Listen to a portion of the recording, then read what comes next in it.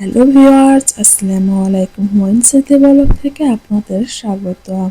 কয়েকদিন কিন্তু একটু রোদ উঠেছিল, কিন্তু আজকেও রোদ উঠেছে, কিন্তু আজকে সকালবেলা থেকে এত বেশি ঠান্ডা পড়ে গেছে। মোরসালিন তো বলতেছে আম্মু আমার প্রচুর ঠান্ডা লেগেছে। সেই জন্য কিন্তু মোরসালিনকে নিয়ে ছাদে নিয়ে এসেছি। এসে কিন্তু কিছুটা ফল ছিল, ওগুলোকে কেটে দিলাম। ভাবছি যেহেতু রোদে বসে আছে, রোদের মধ্যে ফলগুলো খাওয়া হয়ে যাক।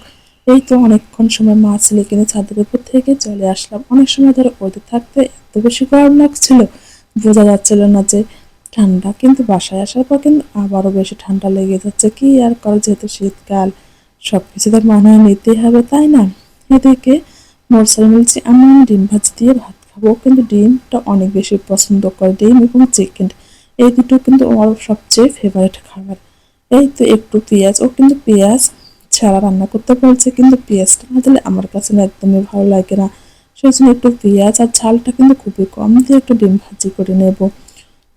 আমার ছেলেটা বরাবর এরকম সবজি বলুন, পেঁয়াজ, এই জিনিসগুলোর প্রতি ওর যে এত কিসের অনীহা কিচ্ছু বুঝতে পারে না। ডিম ভাজি করবো যদি সেখানে পেঁয়াজ মরিচ এগুলো না দেয়, তাহলে কি ভালো লাগে? আমি তারপর অল্প একটু করে দিয়ে দিয়েছি।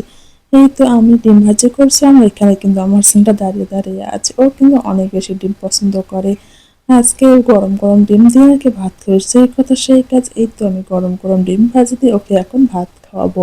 শীতের দিন কিন্তু বাচ্চা কাচ্চাদের নিয়ে একটু বেশি সমস্যা হয়ে যায়। ওরা কিন্তু এমনিতে সাধারণত অল্প একটু হালকা, বেশি যে গরম সেটাও কিন্তু ওদের জন্য একটু সমস্যা, তাই না? অল্প একটু ঠান্ডা গরম দুটো মিশে থাকবে, এইরকম ভালো লাগে। ওরা কিন্তু খেলাধুলা সবকিছু অনেক ভালো করে করতে পারে। যখন আমার শীত এসে যায় তখন কিন্তু মোসাইন তো এমনিতে ঠান্ডার অনেক সমস্যা আছে, ও কিন্তু অনেক অসুস্থ হয়ে যায়। আর আমরা কিন্তু 2-3 দিন থেকে এখন পর্যন্ত স্কুলে যাচ্ছে না, কেননা মোরসাল এমনিতে একটু সর্দি জ্বর ছিল, সেজন্য যাওয়া হয়নি। কালকে থেকে আবারও যেতে হবে। আর এখন হচ্ছে সন্ধ্যাবেলা, মোরসালকে আগে আমি যে কোচিংয়ে দিয়েছিলাম সেখানে এখন বন্ধ আছে। ভাবছি বাড়ির কাছে একটু ওকে প্রাইভেটে দেব, কিন্তু প্রাইভেটটা হচ্ছে সন্ধ্যা 6টা 30 মিনিট থেকে। এই তো রাতের বেলা মোরসালকে একটু এগিয়ে দিয়ে আসছি, ও এখন চলে যাবে। একটু বেশি দূরেও না কাছেও না এরকম জায়গায় ওকে দিয়েছি। আমি কিন্তু আবার গিয়ে নিয়ে আসবো যখন পড়া হয়ে যাবে। ওর ম্যাম কিন্তু ফোন দেবে, আমি নিয়ে আসবো।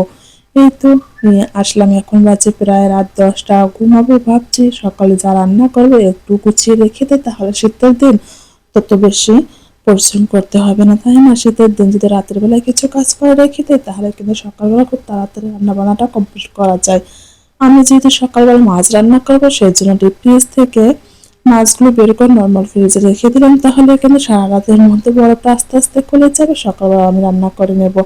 আর এদিকে মাছ কিন্তু আমরা ফুলকপি দিয়ে খেতে অনেক বেশি পছন্দ করে। এই কপিগুলো আমাদের বাসার কপিগুলো ভাবছি রান্না করে শেষ করে দেবে। এখন 2-1টা আছে, সেগুলো খুব তাড়াতাড়ি শেষ করে ফেলতে হবে। আর বাড়ির জিনিস তো বললে কি বলবো, বাড়ির জিনিস খেতে অনেক বেশি মজা লাগে, তাই না?